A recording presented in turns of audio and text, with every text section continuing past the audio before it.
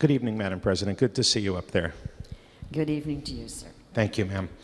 Madam President, I rise in support of the legislation before us. We have already heard many stories tonight from our colleagues that have served in various public safety roles as firefighters, police officers, and as emergency medical personnel. You know, unknowingly, the retelling of these stories is actually part of the process of coping with what many of us have experienced in our past and our various careers, even decades after the incidents in which many of us have been involved and the scenes that we rolled onto. For some, these stories are hard to listen to, as my esteemed colleague, Senator Bizzarro, just spoke to. And to others, they can nod silently, whether sitting here in the circle or watching this from a caucus room or out in the hallway, and recall a similar situation in which they might have been involved as a public safety professional. I spent nearly 20 years of my career in public safety. And during the course of my career, I too personally experienced situations that were, some would say, in the normal course of my duties. But for those that were not involved in that kind of work would say they were not normal. And I'll share some of those experiences with you tonight. During the course of my career in public safety, I was one of the first on the scene at the death of an infant due to a car accident. And I had the responsibility of telling the mother that her infant had not survived.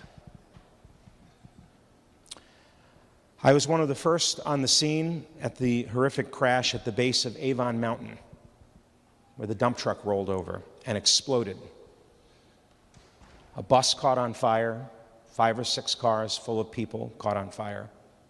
And I was there prior to the arrival of the fire service. I would say I was in the right place at the wrong time. Some would say I was in the wrong place at the right time.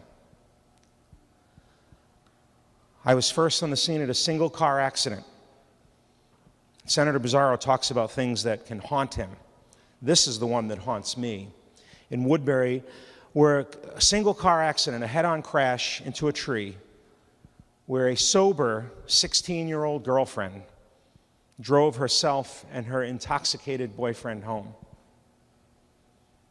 only to lose her life for her good deed.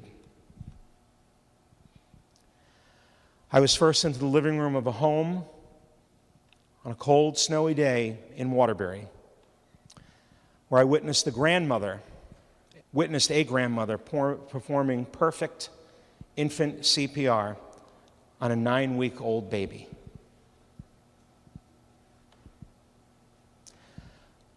I was on more than one occasion, first on the scene of horrific domestic violence situations, where I witnessed firsthand, with the blood of others on my own hands, the truly awful things that one human being can do to another adult, to their own child. Not a car accident, not a sudden death, just violence between human beings. And I would say that despite all of the other examples that I provided, those also haunt me and bother me the most. I was in Manhattan on the morning of September 11th, 2001, as part of the rescue effort at the World Trade Center complex. I watched with my own eyes the horror of that day unfold, like millions of Americans and millions of people around the world. I watched Tower 7, a 50-story building, collapse in front of my eyes. I was in Gulfport, Mississippi on August 24th, 2004, the day after Hurricane Katrina ravaged the Gulf Coast of the United States. I spent almost 6 months down there. I witnessed firsthand the complete and total destruction of more than 100 miles of what some would argue is the most beautiful coastline in our country.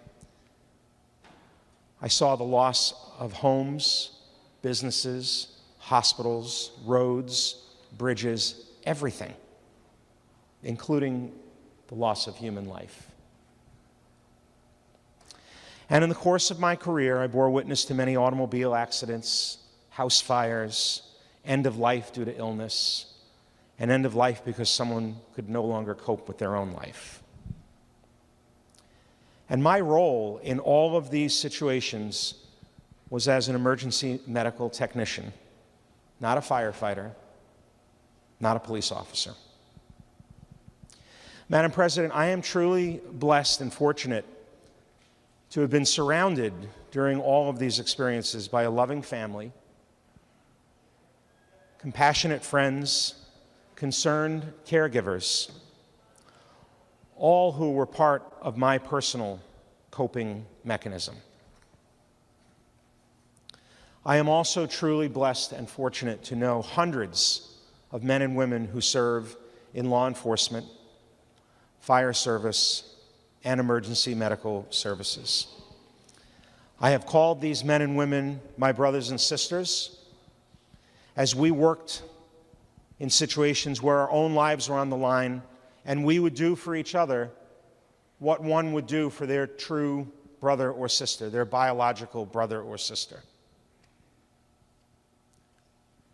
Today, I'm not involved in public safety, but I maintain many of the relationships I established during the last 30 years.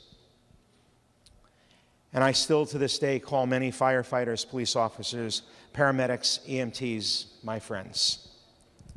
And while I no longer work in public safety, I honorably support the work that all of these men and women provide.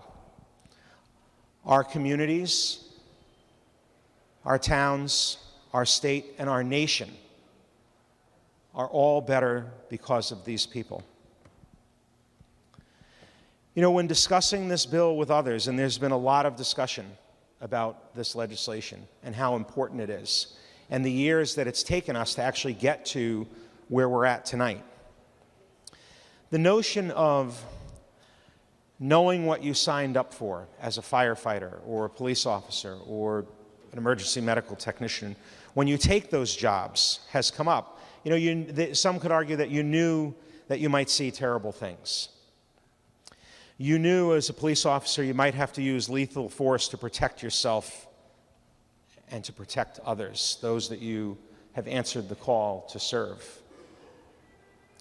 You knew that you would see people and humanity possibly at its absolute worst. And some of those same people will say, why do we need to provide help for a job you knew you were getting into? And I would say that people that might feel that way, I don't hold any grudge against them, they just don't understand. And I would say that they only need to walk, as the saying goes, a mile in the shoes of a public safety servant, law enforcement, fire service, EMS, to know why this legislation before us tonight is so important.